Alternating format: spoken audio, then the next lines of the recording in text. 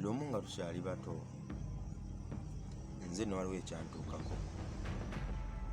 Twalinanga omuze ogw'okwekwekanga ne tulya. Twasulanga mu kibinja kuba twali tusula ku street nga bw'ofuna okwebaka n'abalala bagoberera. Naye ekyo twazuuka nti bwe natubba emiyembe, twali abantu abaali balina omuze ogwo twalinganga 4 ku 5, wadde nga twali tusula abantu nga 9 ku 10. Oluusi tuba tujjudde nnyo tugenda mu 15 ne 12. Waliwo we twazuule walinga emiyembe era twagendangawo okugibba tugirye, wadde nga emiti gy'emiyembe gyali mingi nnyo, naye twekuumirawo era tetwalagirangawo bannaffe. Tetwakomanga okwo bwe twaleetanga, twaniyanga bannaffe bonna ne bafuluma ne bagenda, olwo ffe ne tugyayo emiyembe sinakindi ne twekweka ne tulya. Kakati lumu eyali yafuuka nkola era ng'omululu okwerowoozaako n'obutayagaliza bituli bubi. Twalinda bannaffe ne bagenda. Olunaku olwo tebagenda wala nnyo, twabawulira nga batambula, naye ng'ate ffe tulina okulya emiyembe gyaffe kubanga ng'omwana omuto akantu konna ke weeterekedde kakumalako emirembe paka ng'okamazeewo, paka ng'okalidde n'okasaanyaawo olwotereera. Munnange twabalinda babulireyo ne bagaana. Tutandika okugenda nga twekweka mu buzikizazikiza tulye emiyembe gyaffe. Ekyokubalinda twakigumiikiza ne kigaanibwa kati katwekweke tulye, wadde weebali katulire mu kimuguni. Nze nalondamu omuyembe gwali munene nnyo ne ngukwata olwo ngulye. Bwe naluma omuyembe bwe nti bayita eyasooka nemmira, ngenda okuluma ey'okubiri.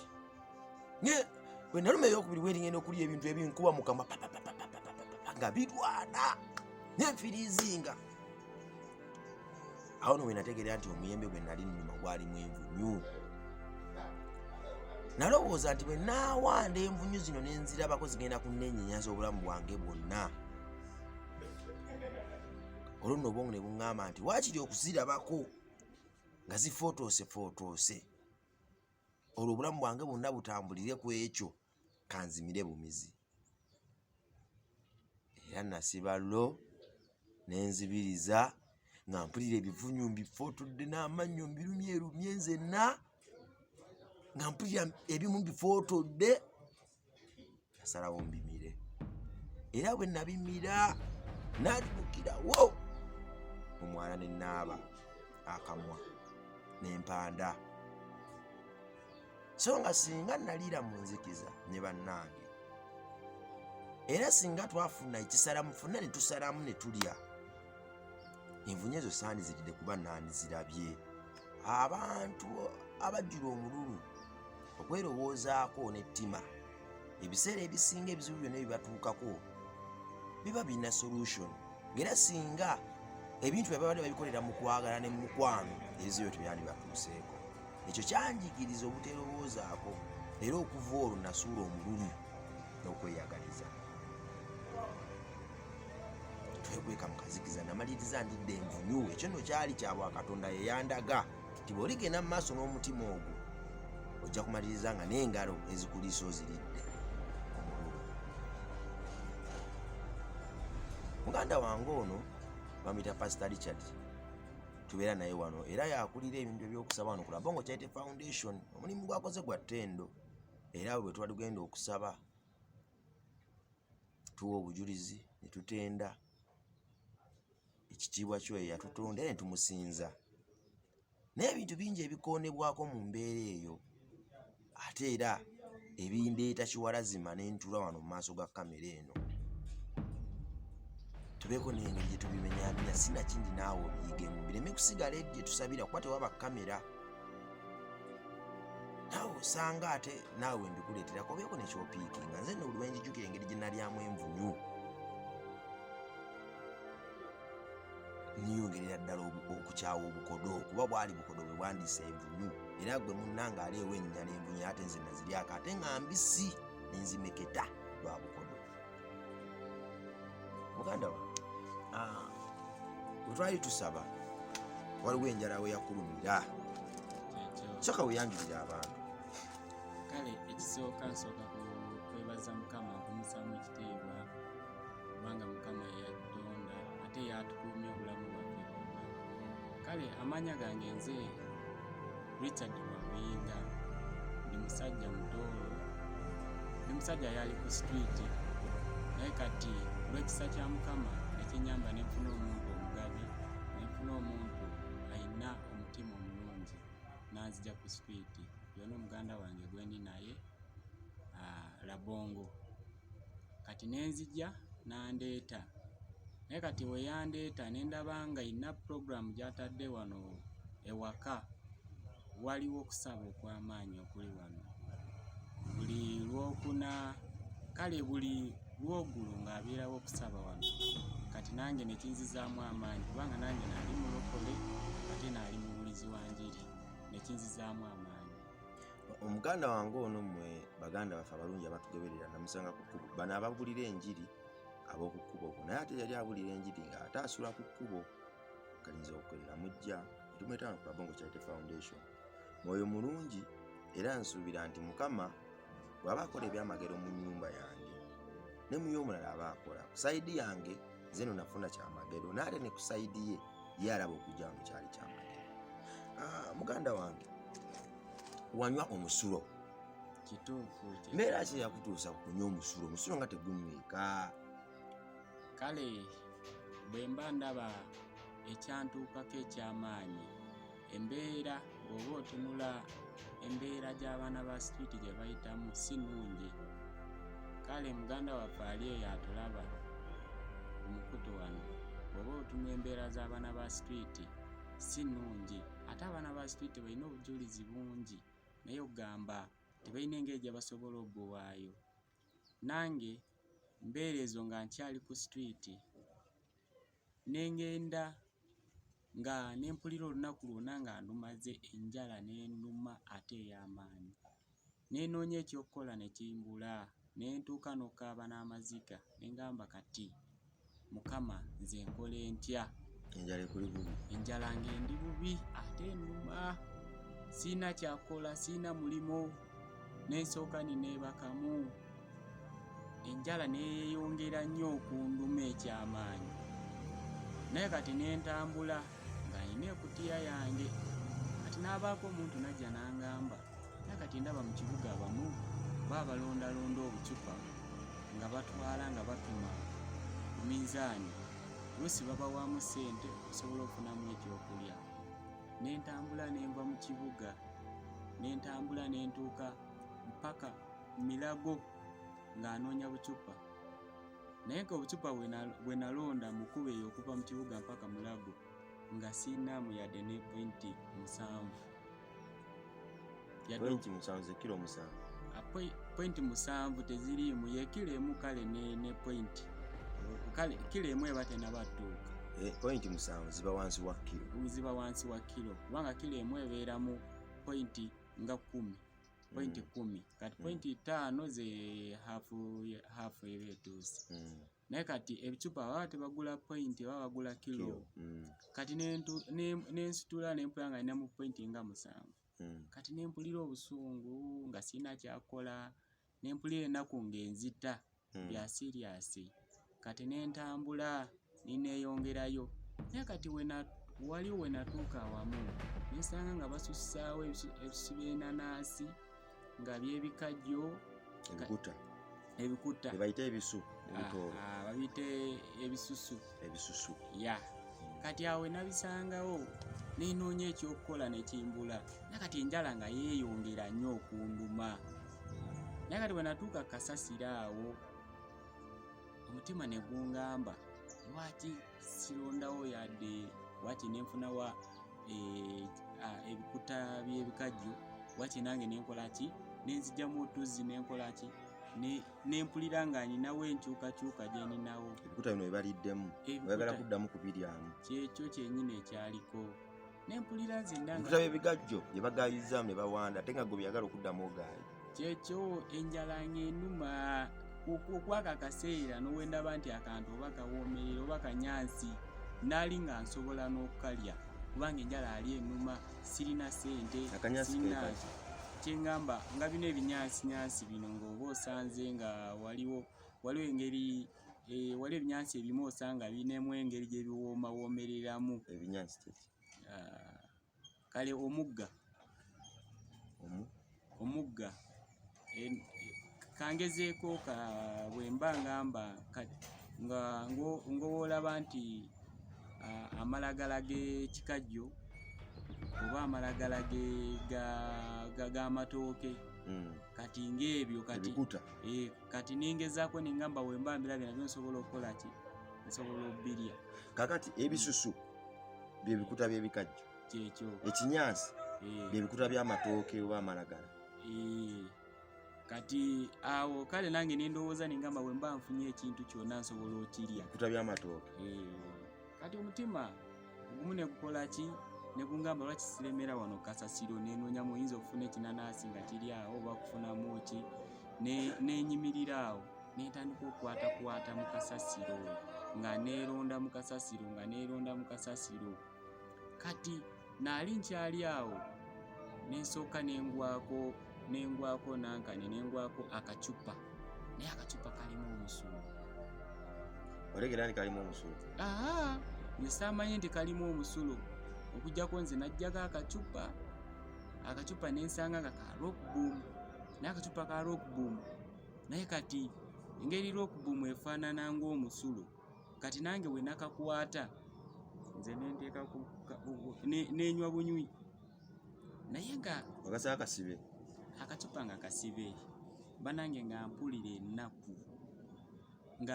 ennaku enjala ng'enduma nga sirina kyakukola nensalamu nenywa. Naye nga bwe nanywa kati nempulira tesiti egenda nga kale nga yeekyusaamu n'eri tesiti eya rockboom. Kati awo naali kale mmezeeko, naye kati omusulo engeri gye guwunyamu kati nempulira ekyoyo ekibi nga kizze. Kati ekyoyo ekibi bwe kyajja kati awo kwe kumanya kwange, kati n'ekirala tesiti eyali emaze okuyingira munda, kati awo neneeyongera nnyo otegeera nti kiki ekyentuuseeko. Awo nenzikiriza nengamba saawa zo nenywedde musulo. Kati nempulira nga kale omutima gutandise kale okukyuka, nempulira nga njagala sesema, ate ekirala nentambula kale nentuuka nensesema. Naye kati bwe nasesema banange enjala ennuma sirina kyakukola, nengamba nti oba nfuneyo amazzi ga kunywa, nenyongera nentambula. Naye nga mu kibuga omwo omaze okunywa omusulo nga amaze kunywa omusulo nentambula mu kibuga. Naye mu kibuga bw'oba otambula aba takisi kale abantu bangi abakolera mu bizimbe, osanga omuntu atudde ku masimu, abalala bali mu za betting nga batudde eyo. Omusulo guli mu kibuga mungi gwe bateeka mu bucupa, naye kati bafuka mu bucupa. Naye waliwo gw'osanga nga bakafuka essaawa ezo zennyini, osanga omusulo gufaanana amazzi nga bagutadde mu bucupa naye nga bw'amazzi. Naye kati waliwo gw'oguba guluddemu, kati gw'osanga gulina kala gugireeseemu. Kati awo we natambula naye ng'anoonya amazzi, ng'anemeddewo ng'anoonya amazzi, ninekanga omusulo ogumu engeri gye naali ngunyweddeko nga ngutegedde. Guba mu bucupa mu kibuga wonna mu bucupa wekyasinze nnyo okubeeramu omusulo. Olumu kale waliwo obucupa obumu obwosanga nga toyina engeri gyosobola okwawukanyamu enankani omusulo oguli mu kacupa ka Novida, kubanga Novida erina kala yaayo, osobola ogamba nti musulo. Ate ne rockboom kati ebyo ebintu osanga walimu omusulo guba gukubuzabuza, ne Skyview naye olwabanga mulimu omusulo guba gubuzabuza. Naye kati nentambula neneeyongerayo, kati enjala neeyongera nnyo okunduma ate ekyamu. Amazzi gabuze. n'amazzi gabuze sina kyakola n'entambula. Nakati omutima ogumu ne gungamba kanyingire mu bizimbe, kubanga mu bizimbe waliwo abagaggagagga abamu batanya osuula mu bipipa, batanya osuula mu enankani, osuula mu kasasiro, naye nga olumu osanga basuddemu emmere biki, nenyingira mu pipa. Naye kati bwe nagenda mu pipa ennaku kale nejja ey'amaanyi, n'enjala neeyongera okubeera ey'amaanyi, n'ensooka n'entuula okulaba mu pipa nga teri yadde n'akantu. Naye kati nga mbeera nga ndingizaamu nga nziramu n'entuula, nga ndingizaamu nga nziramu n'entuula. Awo nenkola ki? N'entambula n'enziramu n'endingizaamu. Kati yajja omuntu n'asuulamu kasasiro. Ng'otuula awo nga bajja ne basuula mu lulingizaamu. Nga ndaba ki kye basuddemu. Kati omuntu ayajja n'asuula mu kasasiro, yasuulamu ekigaatigaati, naye kati ekigaatigaati nga mulimu amajaani, mulimu caayi kale nga bakiyiyeemu caayi, kati ne bakisuulamu. Kati nali nkyali awo nga nkironda, kati n'abaako akasuka bukasu, naye akasuka pampa. Neetunuulira nengamba kati nkoze ntya? Emmere gye njagala okugyamu naye nga bakanyuza pampa, ate pampa ng'eyuseewo. Pampa erimu omusaayi ate eyuliseewo, ate nga ne bagikanyuza. Negwa ku kigaati. Negwa ku mugaati. Gaati gulimu bicaayi gwa. Kale muganda wange ali eyo, waliwo omuntu w'abeera nga ayina ennaku ey'amaanyi ku mutima, ate nga talina kyakola, ate talina mulimu.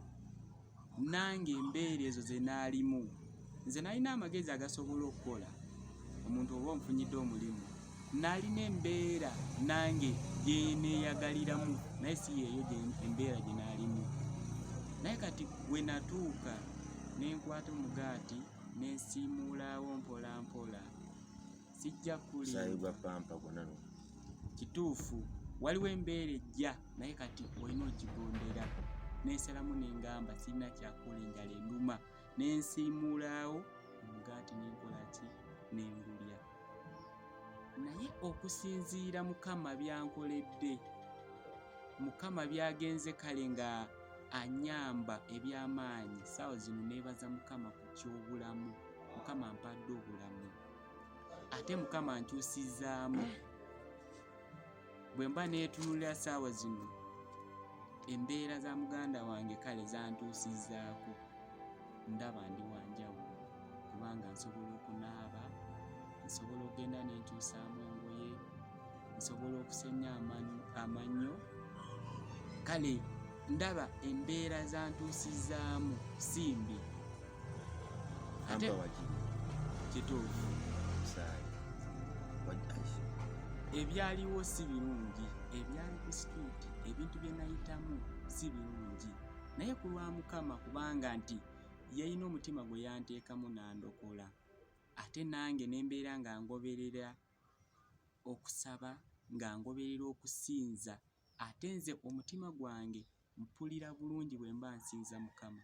Omutima gwange mba nguwulira bulungi bwe mba wendi nga nsanzeewo waliwo ekigambo kya Mukama. Kyoba olaba nange we najja wano nensanga muganda wange Labongo ng'akulembeza ekintu kimu, okusaba,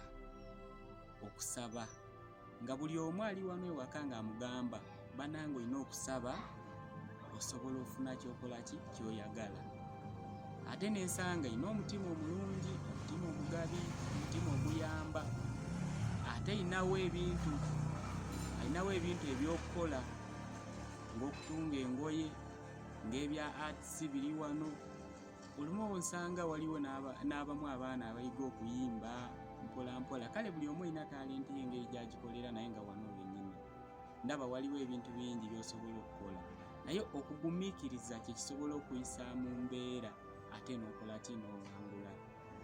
Kakati waliwo mukwano gwange omu yaŋŋamba nti Labongo, naye engoye zange naye nazikuwadde lwakuba nkadde.